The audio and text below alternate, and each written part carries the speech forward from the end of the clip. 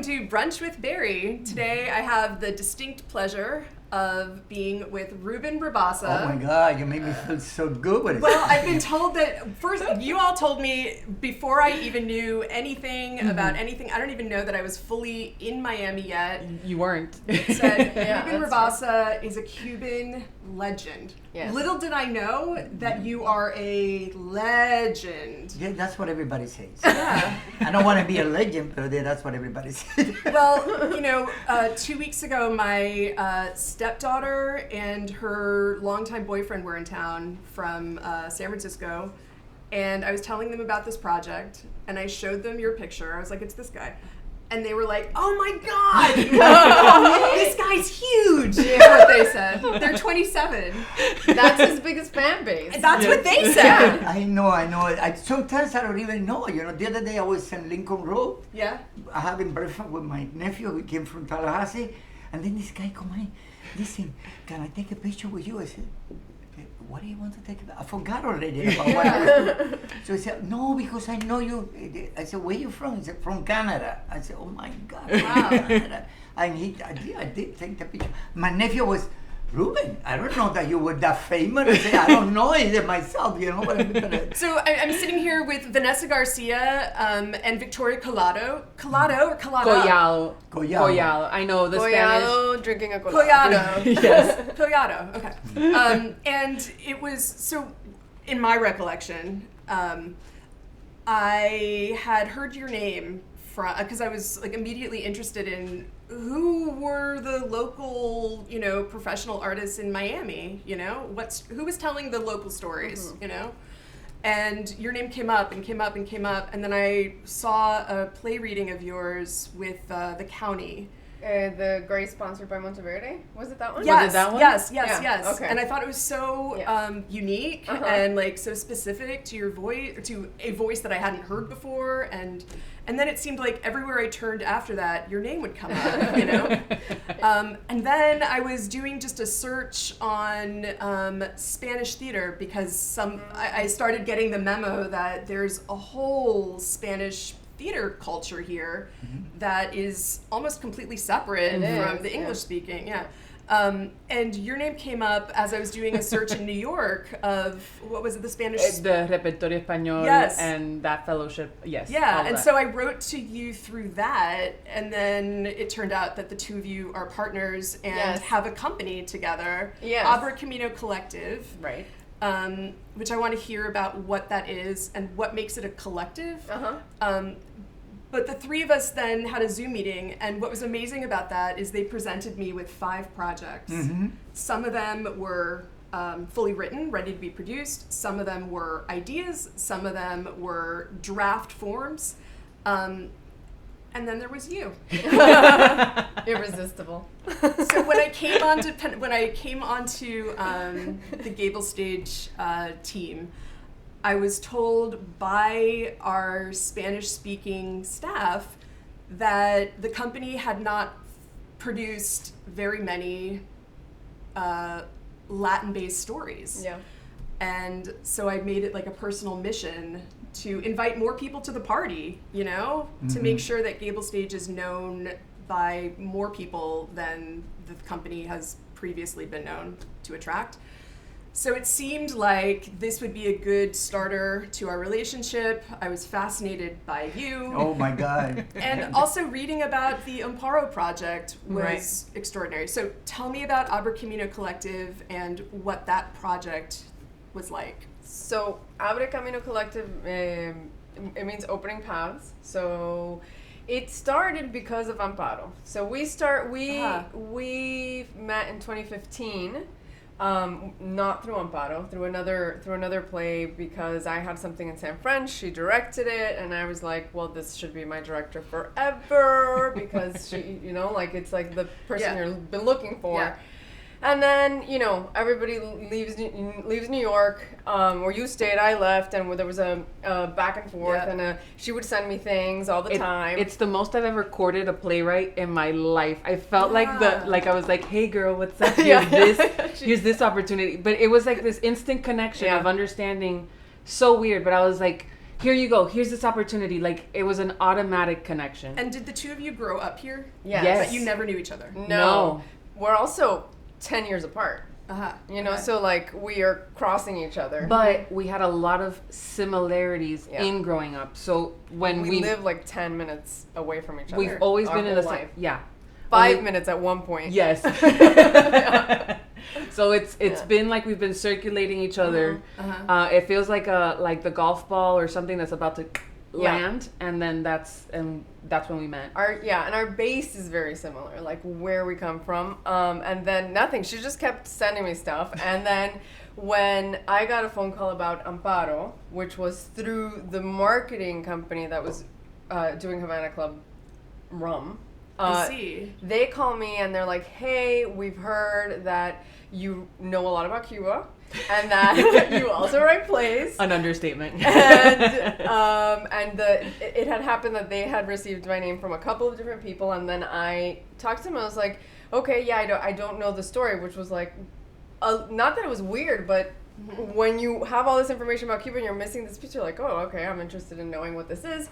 And originally it was supposed to be 20 minutes. It was a 20-minute play, and then that conversation changed very quickly. It became something much bigger. But I told them, okay, so I know this this director, and she just got off of assistant directing John Leguizamo on Broadway, and it was like, they were like, yes, call her. And then we got on the phone with the team, and immediately it was a yes. So then we started to build Amparo, which never was 20 minutes. It was the first moment was a 2-hour experience in a VIP 2-hour experience to test market in Ball and Chain in 2018. Ball and Chain is a club. It's a club on 8th Street, which used to have like Billie Holiday. Like the space itself was it has a historical context. Now it's like it's a super club. But there was a history there.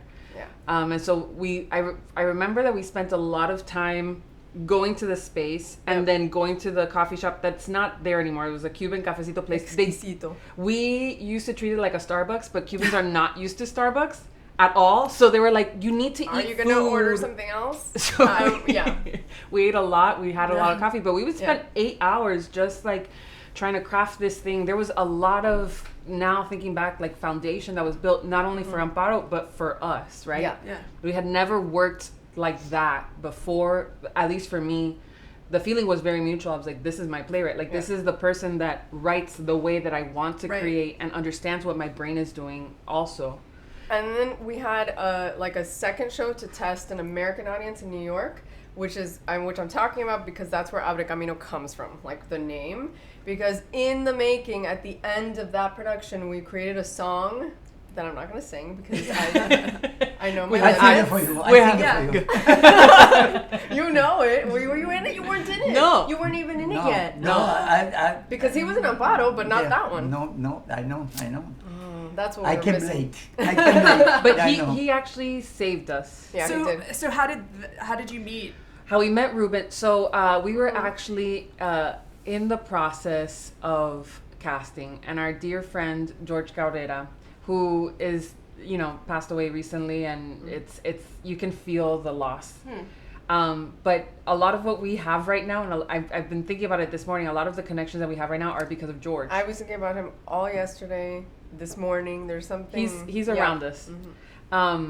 So he had mentioned, we were trying to find certain characters, and I think he had even mentioned him for like Ramon Arechavala. The older one. The other one, yeah. And at one point we were like, well, it's just that Ruben's not necessarily Ramon Arechavala. Like like grumpy. He's not really a grumpy guy. No, definitely not. So we had these tracks, and so there was somebody that was playing one of the lead roles on the track that very quickly became unavailable to do it. And we were about, I want to say 2 weeks in. Actually, we were like opening, and we knew this was going to happen. And so George again says, Ruben Rabasa. Yeah. We're like, oh yeah. Yeah, and then they tell us Because you knew who he was from. Yeah, I mean, once you see We him, grew like up. Sábado Gigante, Corte Tropical, all like the movies, that's right. Perez Yeah, yeah, family. to the point. But the problem was that I was living in California. I was not in here. So when I living in California, it was hard for them to get in touch with Right. me. Yeah. I'm gonna have to come in and pay my trip and everything. So that's the reason that they don't get me before. You know. Did you have a hard time grabbing him from his manager and from, like, were they all? It was just like a lot of moving pieces of where to, and also, like, he is a legend. Like, I remember watching him on Nickelodeon when I was a kid, and so Taina. That was the show shaking that I his was butt with Shakira. It was a whole thing, but it was like the timing, because what's interesting is how the opening happens, like the moment for him to come in, it was like kind of built for him. I see. Yeah. It was like somehow it all kind of landed. And then it ran for 6 months or 8 months. 8 months. 8 months. And you extended it like 6 times or something. Yes. Yeah. So were you planning on doing it for that long? No. I suppose I come over here just to cover this guy that is supposed to go to Mexico, no, to do a show. So they said, Ruben, can you come in and do it for 2 weeks, and then week, you know, and then. So I said, okay. I said, okay, I'd love to, because I want to go to Miami. I stay with my people, and then what? So I came over, and they said to me, and then he said to me, Ruben, okay, the 2 weeks went by, and he said to me, can you be in Miami for 3 weeks until we put you back again, because this guy is coming back, and then we want you, but, and then I said, well, that's going to be very difficult for me, because 3 weeks here, not making money. Right. And you know, losing opportunity in California, that's crazy. Yeah. So he said to me, okay, wait. So I said, well, I don't know where to go. So he called me and he said, Ruben, guess what? You got the part. Oh, good. You probably just relieved. This is to I had already we had to open the show. I was already back in New York. At that point, I was living in New York. And Ruben, it was like I had to fly in for 1 day to put this man in. Can we just say that this is a show that was, how many months did we rehearse it? Oh my God, we rehearsed it, let alone that all the actors were with us really for 2 years straight. That's what I was going to say. Like, this is a show that was inside of all of these actors, because they're so complicated. And it's immersive, and you're dealing, you know, we did a lot of audience training in the sense of, like, how do you deal with this? How do you flip this? Like, knowing the story. What's like, the character Bible, you know? Exactly. Like, all of that. Right. And so... Because it happened in a house. In a house. So people are moving. There's 5 tracks. Like, his track in particular was built so that all the tracks would meet with... Like, it was actually the most complicated track. And so we're on the phone. Oh, my God. So we have a first conversation, all of us, and we're like, okay, Ruben, just go in, watch the show a couple times, and then I'll fly in Saturday morning, rehearse you, and fly back that same night. There was one rehearsal where Vane had me on, they were walking through with him. She had me on the FaceTime. She's walking through, and I'm like trying to direct, just walking pattern through the phone. Wow. But he saw it a lot. He saw it a lot. To see it. And he had it memorized.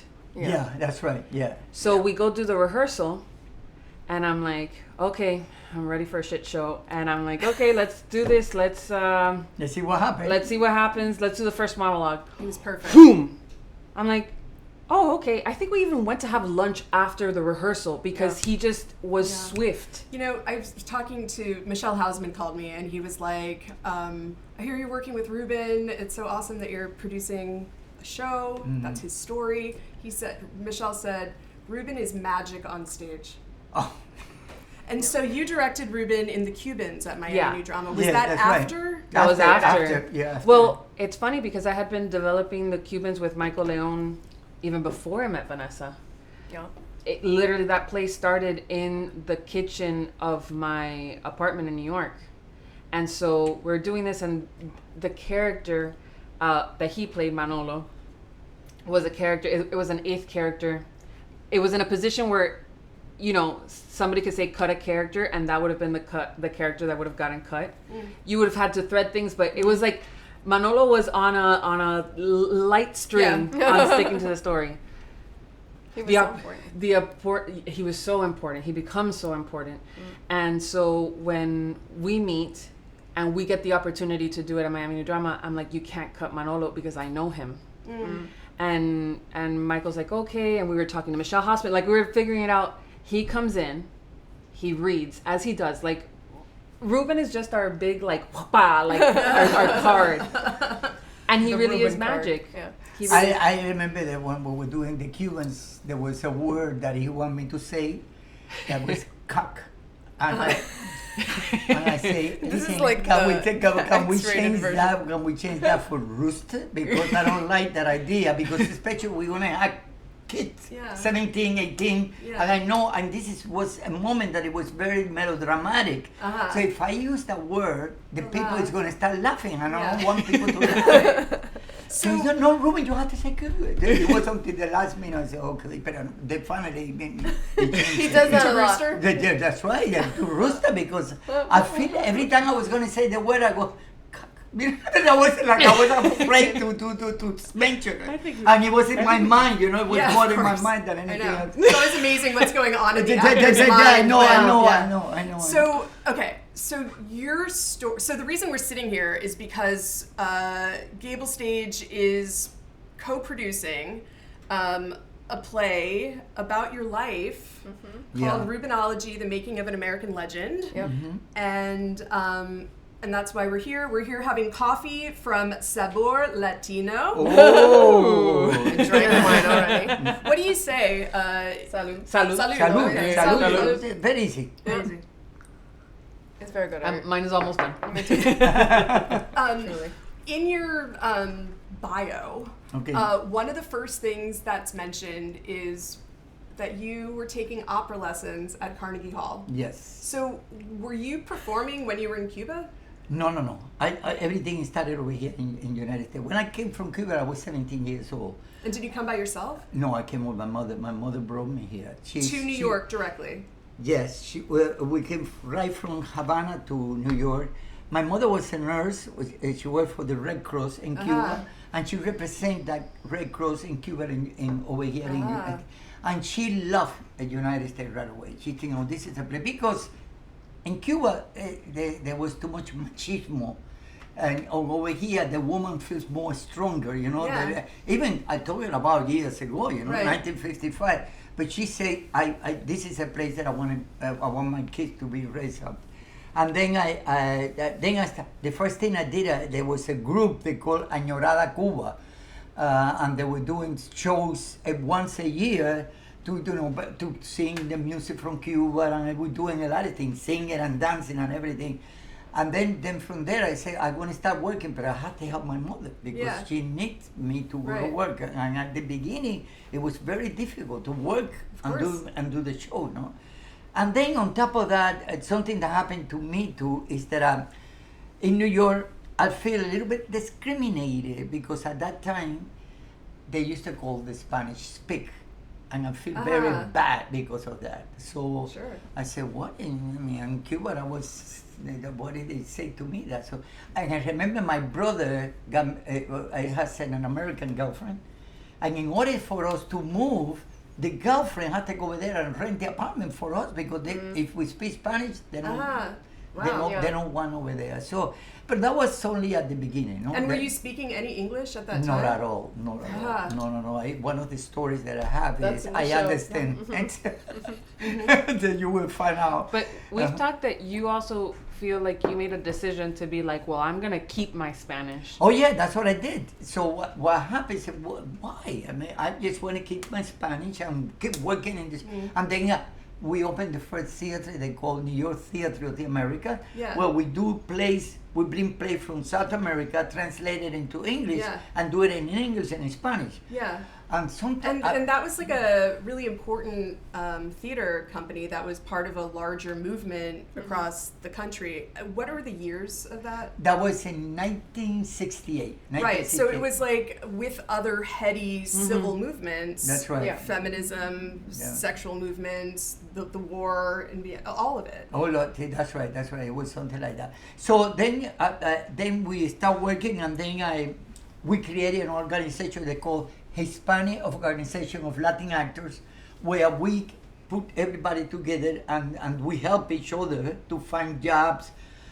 And then Did it surprise you or your mother or your brother that you all of a sudden were really interested in theater and performing? Well, at the beginning she said, "You crazy, you know, this Yeah. is this." I said, "Ma, but this is what I like. I'm going to Did do you it." grow up seeing plays? No, not at all. Did you fall in love with movies? I as a fell in young love with boy? movies, yeah. Uh-huh. Especially, I used to go to in Cuba to see all the American movies Yeah. with the English subtitles, Yeah, yeah. Spanish subtitles. So, Yeah. but and remember the only thing I know how to say, take your money, me, take your money. So that's the only thing that comes to my mind, you know. Take your money. What the hell is taking money? But that's it.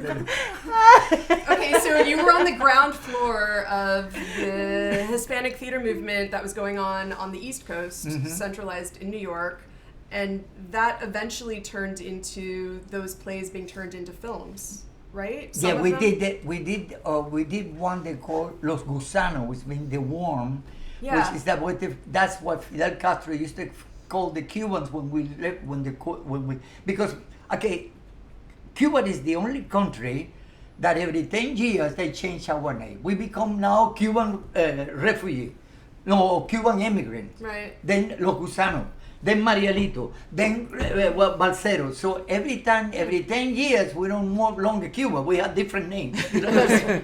So that's the only immigration that continue changing continually. You know? But that's one of the stories that we write down. That's what we said. We're going to talk about who's the Gusanos are, who the Marielitos are, and who is Balsero are. So people will know our story. You know, that's that. And so. How did the opera come into this? Okay. Oh, that's a good point. And were you singing? Were you learning Italian? And German? Italian. The first one was My País. I don't want to sing it because Sing it. but it was something like Is he like an incredible My singer? País, tutti l'amore. So you have a huge voice. I have a huge voice. I was scared. And then I used to practice, and people used to walk down the Carnegie Hall. That's where I went, Carnegie Hall, and they used to listen to me. But then somebody said, Ruben, you know, opera is very difficult. I said, no, I know, I noticed that. So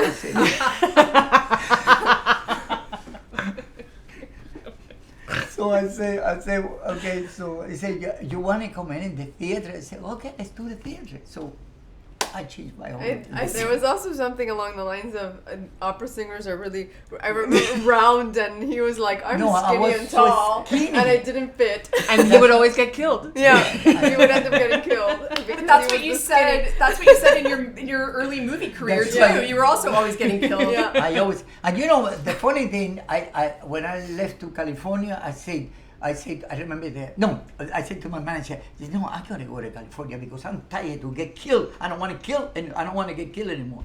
So I went there to California. They gave me the first script they called The Intruder.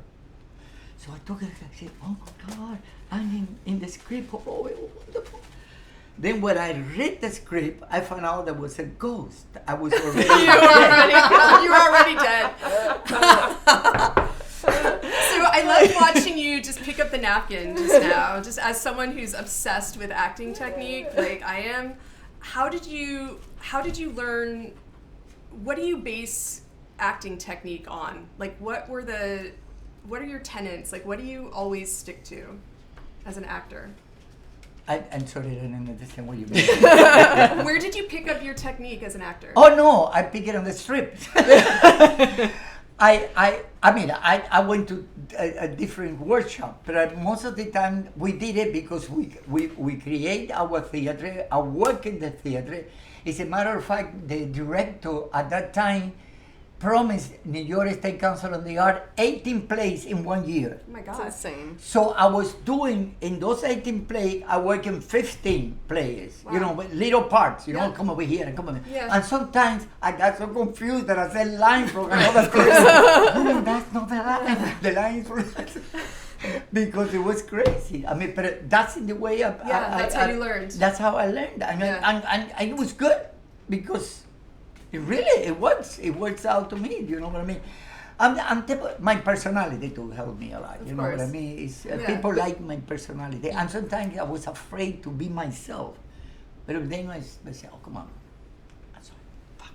I'm gonna do it anyway. Because that's what it is, right? It's yourself in imaginary circumstances. That's right. And something that he's incredibly amazing at, and the best in the game. Like, I don't say that just because I love him, but like he really is his timing. He has this natural rhythm and understanding of text, and he understands like when to raise this eyebrow. Like he has a in Spanish it's dominio. He has like this control over what his facial expressions are, the timing and the commitment. I have yet to meet someone who is so naturally rhythmic and natural at it. Is it natural, or is that something that No, you it's natural. work It's natural. at? No, it's natural.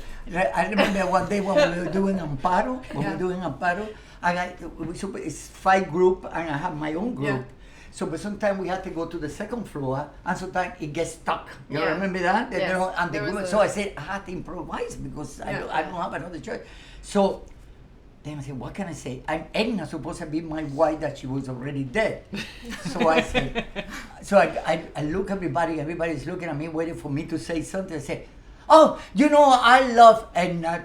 And every morning I sing for her, Edna in the morning, Edna in the evening, Edna in the supper time. Be my little, then I make them sing it because I wanted to do that. So they still don't go up. I say, oh my God, what's the next thing I can do? Yeah. I said, I used to say to Edna, embrace me strong, embrace me like this. I have a little tickle in my wee. And then everybody go, ah! Yes. Yep. Yes. No. And then everybody go, Ruben! I got to improvise here. I don't care what it is, but we have to do it. So I and then everybody sing that. Everybody started singing that. Oh God. And then she don't know about it. They didn't know about it. The one day they said, but what you said? No, because we go on his track. Right. We go on his track. This very sophisticated, written, beautiful poetry piece. Right, and all of a sudden we're like a little bit stuck. We're like, oh, okay, let's see how Ruben gets out of this one. And then we're talking about his wee, and I'm like, what's happening? But he was the MC of the show. Like it fit the character, so we were like, all right, let's keep it. The people like it. I mean, they love it. They love it. I mean, sometimes I even feel bad because they used to, Ruben, we're here because we heard so much about you. I say, oh, thank you very much. You know what I mean? So Rubenology is the story of you, the story of your life. Mm-hmm. What you first showed me, I was just so delighted by, which are all these videos that were made of basically a series where you're in Back to the Future, you're like, there's magic happening in your kitchen, you got hats and all kinds of stuff happening. Yep. I loved it. I thought it was really well made, number one, and really funny. Magnus and I watched last night. It was really funny. Oh, you watch it? Yeah. Wonderful. So how did this happen? I'll say that it started in Amparo because one of the things that happened was that his character and the character that Robbie Ramos played were grandfather and grandson. And that relationship developed, Robbie, the actor, lost his grandfather at that time. And then their personal relationships and the characters developed around at the same time. And then also with us. Mm-hmm. And then we, as a group, all got together and were like, let's just do his story. Like, this has to get done. This has because to you happen. were learning his story a little bit on the way. And every day in the green room in the back, he would tell pieces, and you'd be like, where did that come from? Or that. It was like, fruit falling from a tree. I would say that Robbie would come. I don't know how much they spent a lot of time together, but Robbie would come to us all the time. He's like, guys, bro, you really gotta do Ruben's. We gotta do something about Ruben's story. Ruben needs to be bro, this guy. Yeah. And then obviously the more time that we spend with him and the stories, there's stories that in today, the Anorando Akua, we just learned that right now. Yeah. There's just a plethora of stories in there. Yeah. And then you and Robbie actually started. So then I started to write something based off of, so we interviewed him. Mm-hmm. We got days and days and days of interviews and all recorded, and then started transcribing them and listening to them again, and started to put them in some kind of a form. And then Robbie was working and he would add things, and this was a big circle. We're like, okay, that's gonna happen, let's do it. It's gonna be a one-person show. George was involved, and then the pandemic hit. Yeah. So we were like, no, he's not going to go. There was a thought about, could it be on a stage very far away, and could we play with him like in a hazmat suit, or like could we play with all these things, Yeah. And then we're like, no, let's not do that. And then the idea of let's put it in a web series kind of thing came about. At one point we had thought like, well, let's just do the play. Because you had originally imagined it as a play. Yes, right. A one-person show. I mean, I wasn't even supposed to direct it. I was just going to produce it, and it was going to be them. That's right. And then Robbie gets a part in Heels that's on Stars right now. Yeah.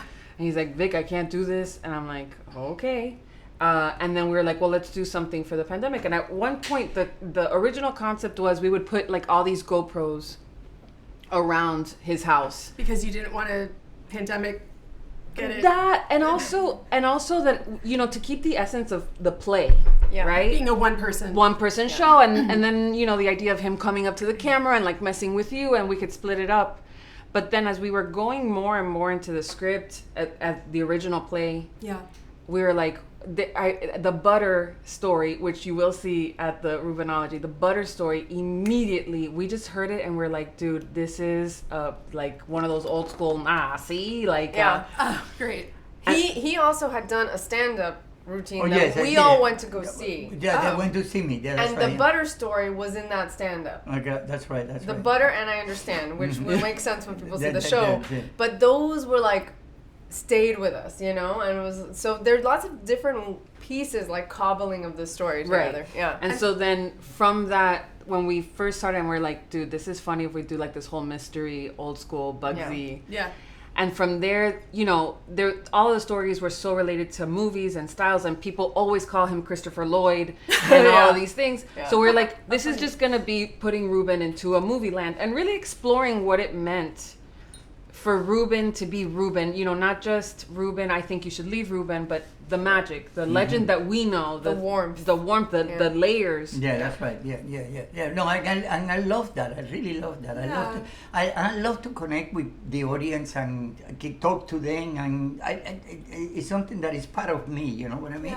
Yeah. So I know I'm very happy to do this, and I thought we're gonna.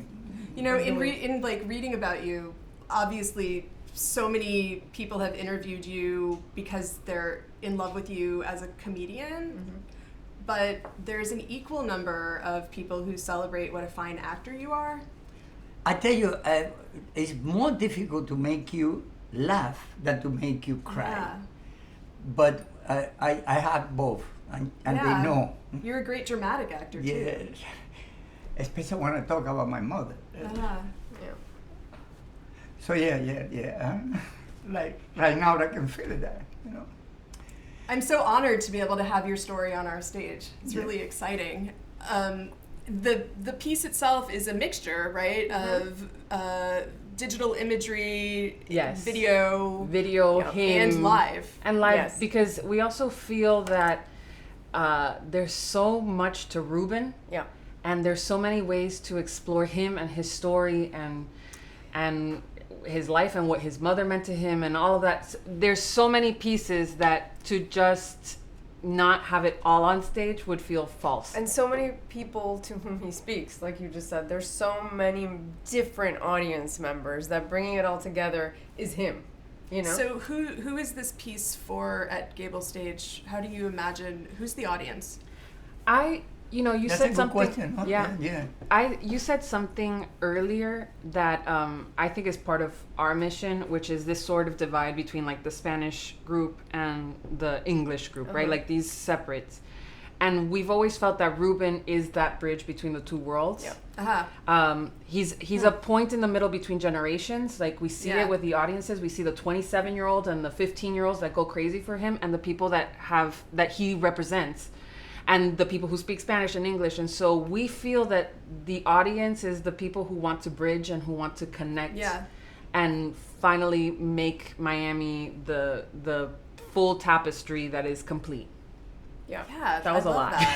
No, and bridge is the first word that came into my head when you said that. It's like, well, this is the bridge. So I agree completely. I also did a movie they called The Father of the Bride with Gloria Estefan and At the Biltmore. It's filmed at the Biltmore. And Andy Garcia.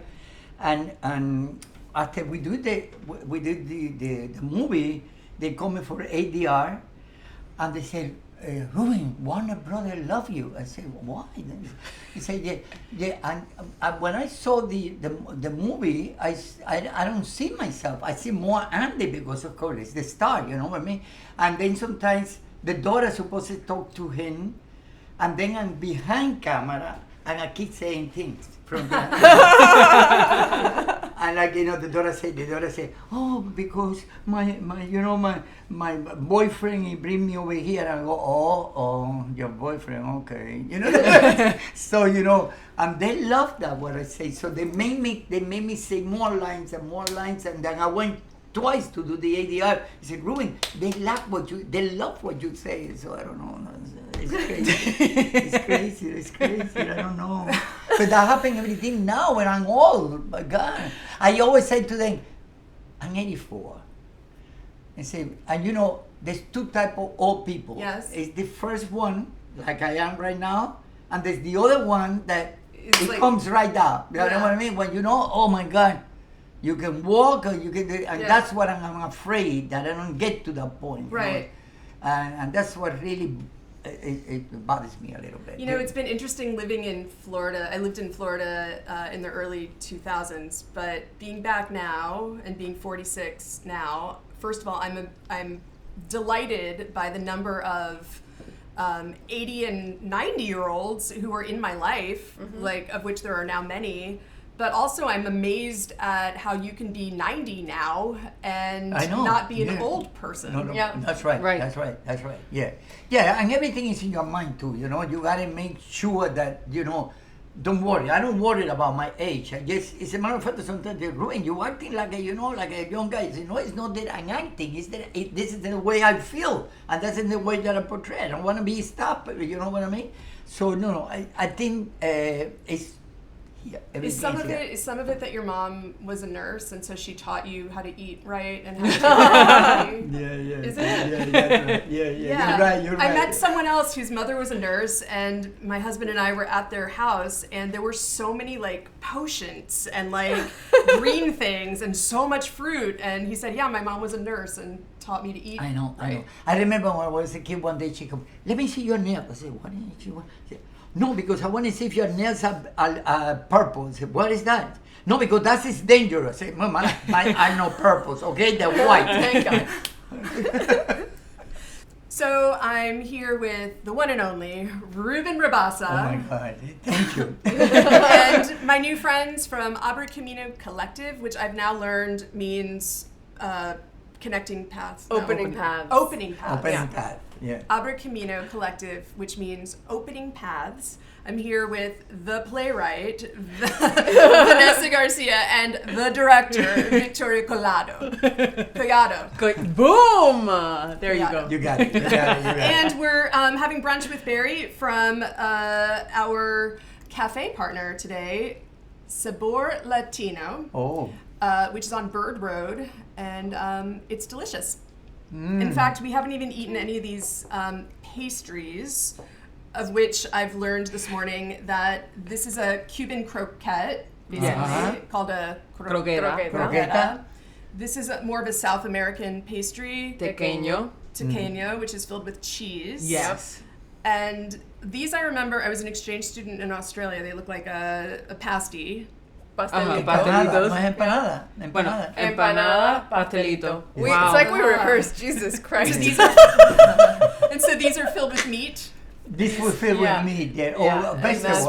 Cheese and guayaba. Cheese and guayaba. Okay, well, we need to eat at least a bite of. Oh yes, I will gladly. Okay, we'll go. Do it. Ruben, which one do you want? I'm gonna take the croqueta. Okay. That's good. I'll take the pastelito. I will take a tequeño. Berry.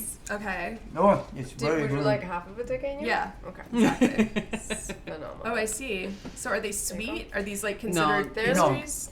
Those could be lunch. This is. Oh, I see. It's cheese and bread. It's You delicious. can't go wrong. You with can't this. go wrong. Delicious. Sabor Latino on Bird Road. It's really good. I hate this question, Well, but say it. Don't it's worry. inevitably always asked, which is, and maybe there's a better way to ask it, I'm sure there is, but the question is, what do we hope audiences will walk out of the performance knowing or thinking about? What will they take away from the production? I know for me, I've just been so thrilled to not only read about you and get to know you and now be in your presence, but it's been really fun to meet other people who are so excited by you, who are of so many different sectors of not only the community, but the country. All kinds of demographics are your fans, and I want them to know your story. Yeah. Okay, that's wonderful, but you want to answer that? Oh, great, thank you. It's your turn. No, I think, and I'm weirdly very glad that you asked that question, because it's my goal with where, from a directorial standpoint of where we want to go. I think that what I would like for people to take away is that to honor the layers of every human being, right? To honor the legacy that every single person leaves. And, people look at Ruben and they're like the funny guy, but there's so much more. There is the Rubenology of how Ruben is Ruben and why Ruben is funny and why. So I think understanding the why of each person and maybe inspiring them to go deeper with other people, that would be great. That would be a success. For me, and it's obviously we're aligned in this because we're making this together, but there was a moment, one of the days, where Ruben has a clown painting in his house. I've seen it. It's in some of the Rubenology. Yes. Yeah. And there was something around that of how many layers there is to that clown, and it sounds like this cheesy thing, but it isn't. There's a lot of layers to this. There's all this pentimento behind it, and it's obviously the same thing, but I think that when I think about this piece, I think about that moment. And it's always like there's always either an image or a song or something that drives the writing, and for me that's the image that was always like, okay, this is what we have to scratch. So Oh, that's great. it's like, whatever. He's like, that sounds fine to me. Okay, no, what I say is that one of the things that what I love about United States, that you had the opportunity to visit different kind of people, okay, even though that you don't have to get out of the country. Like, when you travel, you learn a lot. But when you have all these different people from Italy, from Spain, from Argentina, from Cuba, from Puerto Rico, you got all that in here. Yeah. And it's wonderful. Yeah. That we can portray that and show that. It's like when you move to a neighborhood, the first thing they come in and knock on the door. Hey, I have a pie for you. They want to know who you are. You know what I mean? Yeah. So that's what I did. This is what I want to do. I want to tell the audience, here I am. I want it to do. I have a pie for you. I have a pie. Hi. I mean, that Some alone is cafecito like for such you. an American sentiment. Yeah. It's so welcoming. That's right. Yeah. That's right. I hope you'll join us for Rubenology. 12 performances only at GableStage at the Biltmore from July 14th through July 31st, and I wouldn't miss it. Oh, me neither. Awesome. Thanks, y'all. Yeah. Thank you. Thank you so Thank you. much. Thank you.